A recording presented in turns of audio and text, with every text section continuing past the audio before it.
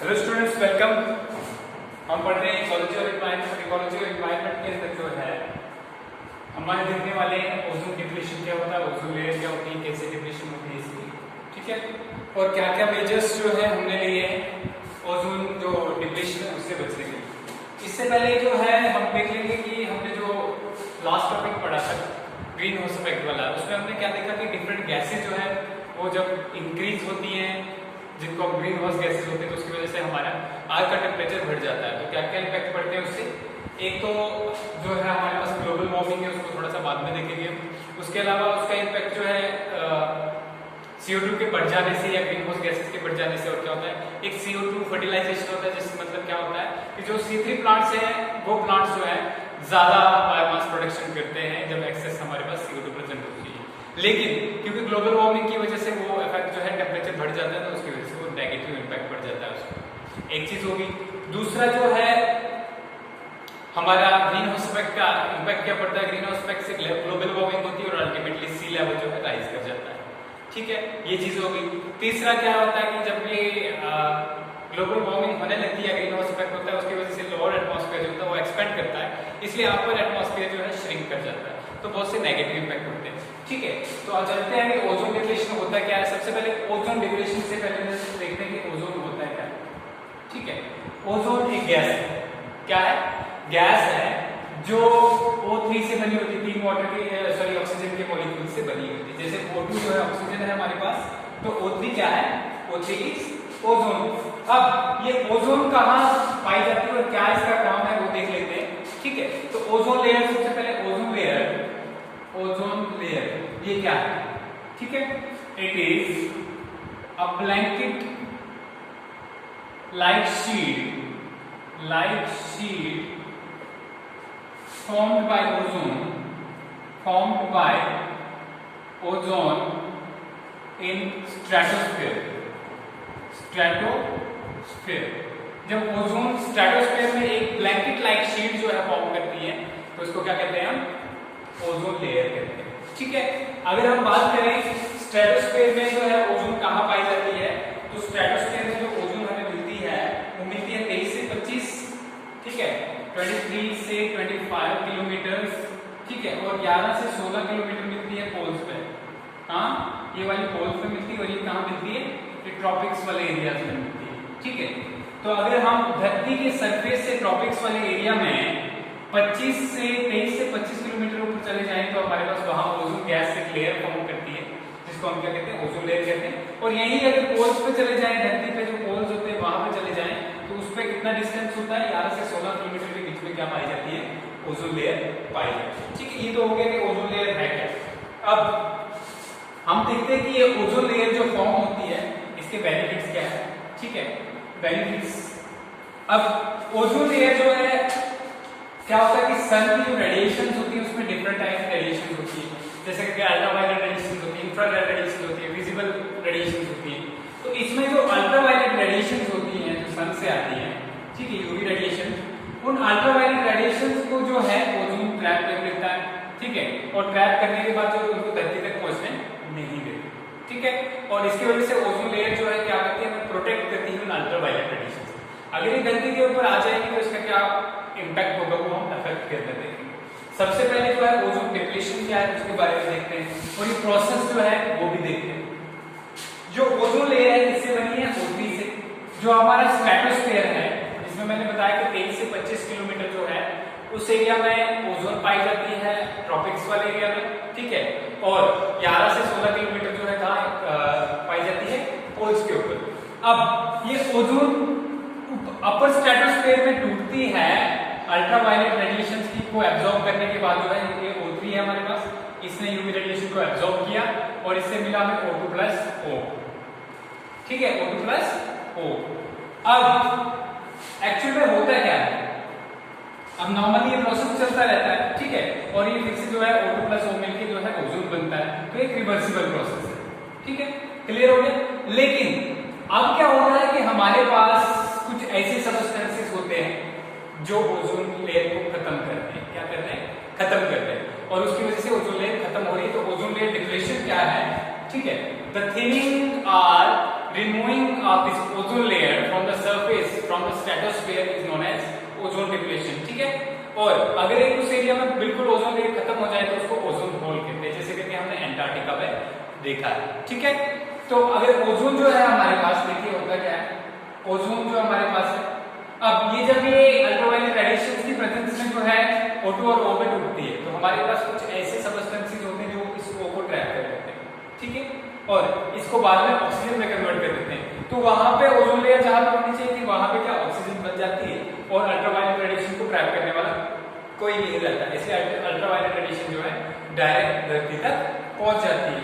अब इस प्रोसेस को ऐसे ओजोन डिप्लीशन क्या हो गया, फिर the process of removal of ozone from the ozonosphere और the stratosphere results into the ultraviolet radiations to reach the earth surface resulting into damage to the living organisms such as it may cause skin cancer, it may cause eye effects, ठीक है, different eye diseases जो है cause कर सकते हैं।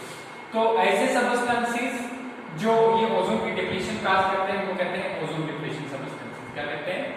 Ozone depletion substances, ठीक है। अब ये ओजोन डिप्लीशन सबस्टेंसेस कौन कौन से होते हैं? सबसे पहला होता है हमारे पास CFC, दूसरा हमारे पास नाइट्रोजन ऑक्साइड्स, तीसरा हमारे पास सल्फर ऑक्साइड्स, ठीक है। इसके बाद चौथा जो है हमारे पास, इसके अलावा क्या क्या आता है? सल्फर ऑक्साइड्स के बाद जो है हमारे पास जो है कार्बन टेट्राक्लोराइड है, कार्बन टेट्राक्लोराइड देखो यहाँ पर जो लिखा हुआ है, ठीक है। ओजोन डिप्लीशन सबस्टेंस में क्लोरोफ्लोरोकार्बन्स है, नाइट्रोजन ऑक्साइड्स है, क्लोरीन है और कार्बन टेट्राक्लोराइड है, ठीक है, क्लोरीन है। तो ये सारी जो चीजें हैं क्या करती है? ओजोन को डिप्लीट करती है। सबसे ज्यादा क्लोरोफ्लोरोकार्बन जो है अफेक्ट करते हैं क्लोरोफ्लोरोकार्बन में क्या आता है? CCl3, CCl2,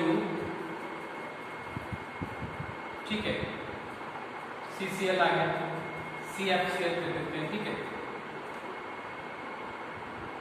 ठीक है। तो ये जो हमारे पास क्या है? क्लोरोफ्लोरोकार्बन आते हैं।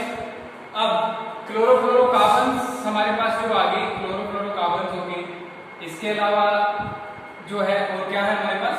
नाइट्रोजन ऑक्साइड्स हैं, जैसे NO2 हो गया, ठीक है, N2O भी हो सकता है। तो ये जो है ऑक्साइड्स जो है क्या करती है? ये भी सल्फर ऑक्साइड SO2 हो सकता है, ठीक है, SO3 हो सकता है। तो ये जो है क्या करती है? ये भी इस ओजोन को डैमेज करती है, ठीक है। क्लोरीन हो गया। इन सारों में क्लोरोफ्लोरोकार्बन्स जो है सबसे हार्मफुल माना गया। और अगर सोर्सेज की बात करें क्लोरोफ्लोरोकार्बन्स मिलते कहां से आते हैं, तो क्लोरोफ्लोरोकार्बन जो है हमारे ये रिलीज होते हैं डिफरेंट थिंग्स से, जैसे करके कूलेंट्स जिसमें रेफ्रिजरेटर्स आ गए, रेफ्रिजरेटर्स, ठीक है।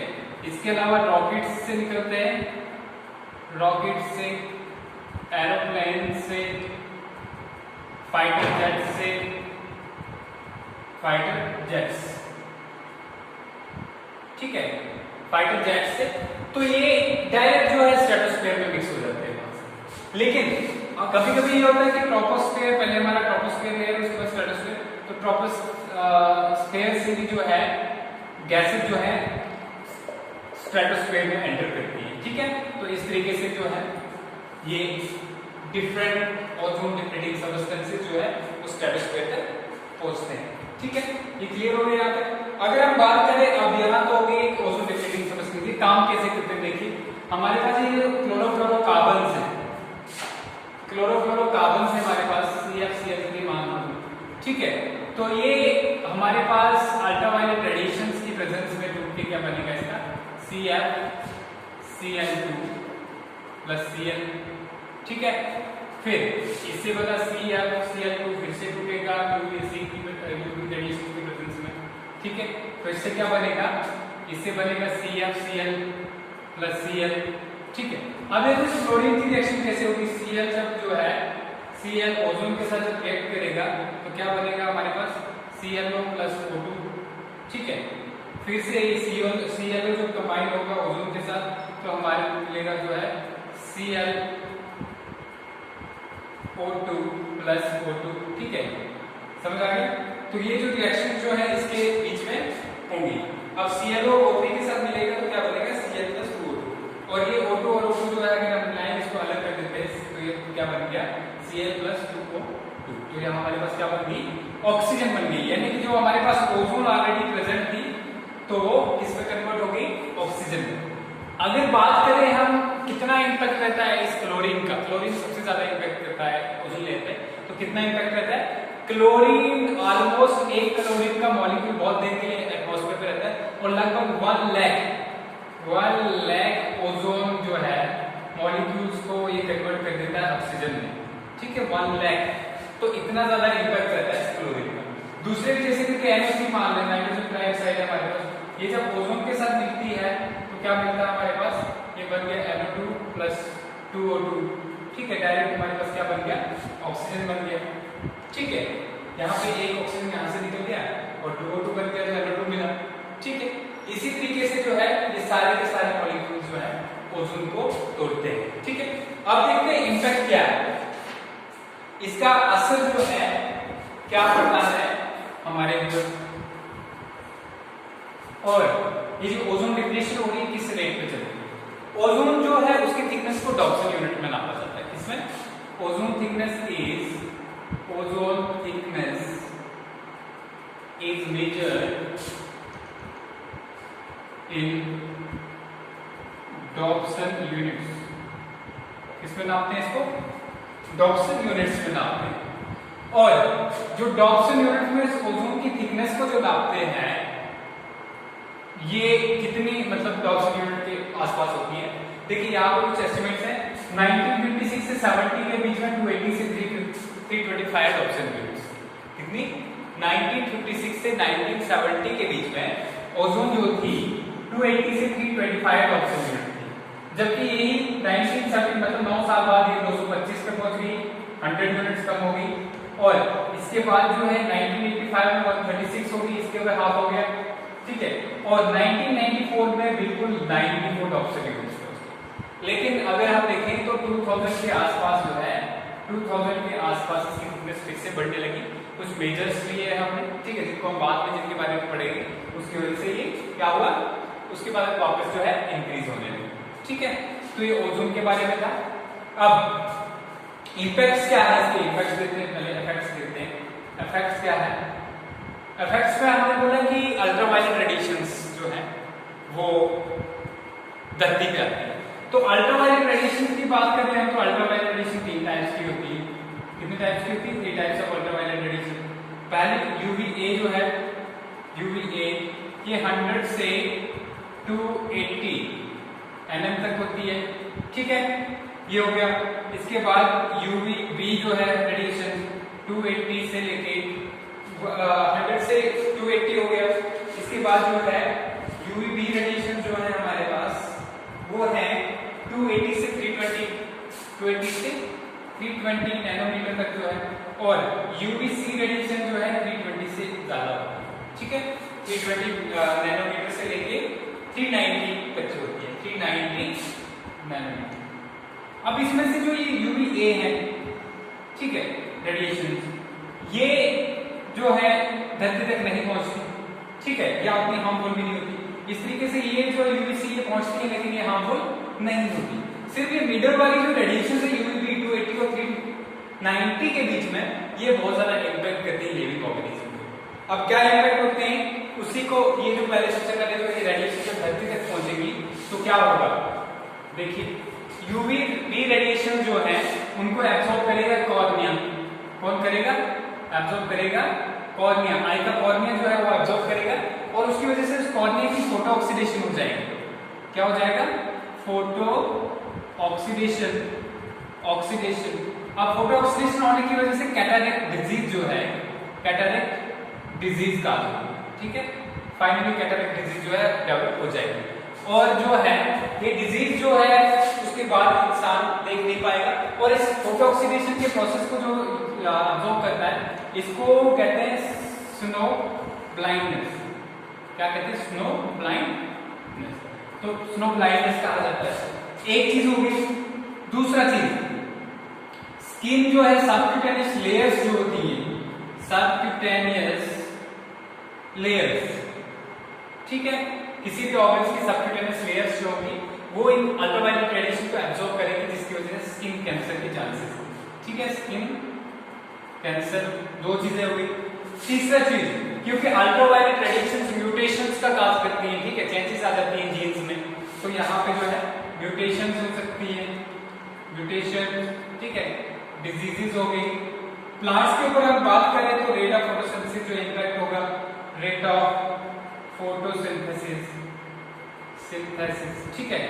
फिर इसके अलावा पांचवा नेक्रोसिस हो जाएगा, ठीक है, नेक्रोसिस।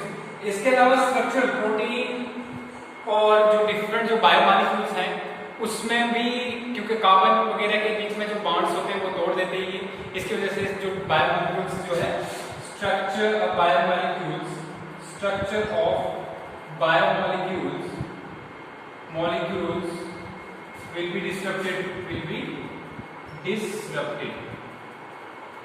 ठीक है। तो ये सारी चीजें जो होंगी किससे होगी? ओजोन डिप्लेशन से होगी।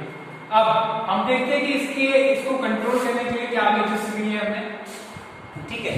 डिफरेंट मेजर्स जो इसको लेने के लिए सबसे पहले मॉनिट्रियल प्रोटोकॉल जो था 1987 में, मॉनिट्रियल प्रोटोकॉल,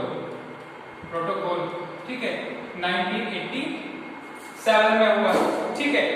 और इसको रेटिफाई किया जो है 27 कंट्रीज ने, ठीक है। 16 सितंबर को हुआ था, 16 सितंबर, ठीक है। और 16 सितंबर को जब ये मॉनिट्रियल प्रोटोकॉल हुआ तो 27 जो है 27 कंट्रीज जो है, कंट्रीज ने इसको रेटिफाई किया। और क्या बताया कि जितनी 1986 में हमने जो है CFCs का यूज किया, या ओजोन डिप्लीटिंग ओडीएस में तो ओजोन डिप्लीटिंग सबस्टेंस, उसका हाफ कर देंगे हम जो है 1987, ठीक है। मतलब 96 में जितना यूज हुआ उससे हाफ जो ये यूज करेंगे ओजोन डिप्लीटिंग सबस्टेंस। अब इसके बाद जो है नेक्स्ट हुआ हेलसिंकी डिक्लेरेशन, हेलसिंकी डिक्लेरेशन, ठीक है। उसमें इसी मॉनिट्रियल प्रोटोकॉल को जो है उसी के बारे में बात हुई दोबारा से, 1989 में हुआ। और 82 नेशंस ने, कितने? 1989 में हुआ ये, और 82 नेशंस ने इसको रेटिफाई किया, किसको? मॉनिट्रियल प्रोटोकॉल, ठीक है। और उन्होंने क्या बताया कि हम जो है CFCs का जो है नंबर हाफ कर देंगे, 2000 तक जो है क्या कर देंगे? हाफ, रिड्यूस कर देंगे, ठीक है। इसके बाद ये हो गया। इसके बाद जो है हमारे पास अर्थ समिट हुआ, ठीक है, क्योटो प्रोटोकॉल हुआ, ठीक है, और बीजिंग जो प्रोटोकॉल हुआ। ये सारे जो आपने डिफरेंट जो हमने जो मेजर्स लिए, तो उससे क्या हुआ कि हमने देखा कि ओजोन जो डिप्लीशन है वो कंट्रोल हो गया, कुछ हद तक, बहुत हद तक कंट्रोल हो गया, ठीक है। फर्दर डिप्लीशन रुक गया और दोबारा से जो रिजनरेशन हो रहा है। एक अब ओजोन होल क्या है, ठीक है। ओजोन होल जो है एंटार्क्टिका के ऊपर जो है देखा गया। मोस्टली क्या होता है कि पोल्स के ऊपर, एंटार्क्टिका में जो है, जो सितंबर के टाइम में जो है स्प्रिंग कहा जाता है, ठीक है, पोलर स्प्रिंग्स जो होते हैं, साउथ पोल वाला स्प्रिंग एंटार्क्टिका में क्या होता है कि सर्दियों के टाइम पे वहां की एयर बिल्कुल अलग हो जाती है, ठीक है। और अलग होने के बाद जैसे स्प्रिंग का सीजन आता है तो वहां पे क्योंकि क्लोरीन वगैरह जो है ओजोन डिप्लीटिंग सब्सटेंस बहुत ज्यादा पाए जाते हैं, तो स्प्रिंग के टाइम पे जो है फोटो ऑक्सीडेशन होती है ओजोन की, और उसकी वजह से जो है वहां पे बहुत बड़ा एरिया जो है वो विदाउट ओजोन जो है बन जाता है। और अगर हम बात करें कितना एरिया जो है, अगर हम बात करें 1992 में एंटार्क्टिका के ऊपर कितना बड़ा था? 23 स्क्वायर किलोमीटर, ठीक है। और यही जो कहां पहुंचा? 23 मिलियन स्क्वायर किलोमीटर, ठीक है। और उसके बाद यही जो है नेक्स्ट अगर हम बात करें 2000 में तो 28 मिलियन स्क्वायर किलोमीटर, जो इतना बड़ा एरिया जो है ओजोन वहां पे पाई हुई जाती है, ठीक है। इस पीरियड के दौरान 1992 और 2000 के दौरान, तो इसका इम्पैक्ट तो हमने बता ही दिया है। और यही नहीं है बल्कि 20 से अगर हम 50 डिग्री के बीच में जो इंक्लाइनेशन देखें इक्वेटर से, ठीक है, ये हमारा इक्वेटर है, इससे हम फॉरवर्ड मूव करें तो 20 से लेके 50 डिग्री तक ये वाला एरिया जो है इसमें 8% ओजोन कम हो गई है, मतलब थिनिंग हो रही है ओजोन लेयर। ठीक है, तो ये हमारे लिए बहुत ही नुकसानदायक हो सकता है। ठीक है, तो हमने डिफरेंट मेजर्स भी लिए, मॉन्ट्रियल प्रोटोकॉल हो गया, क्योटो प्रोटोकॉल हुआ, हेलसिंकी डिक्लेरेशन हुआ, और ये सारी चीजें जो है इसके लिए जो है मेजर्स हमने लिए हैं ताकि हम CFC को रोक सके। ठीक है, क्लोरोफ्लोरोकार्बन्स को रोक सके।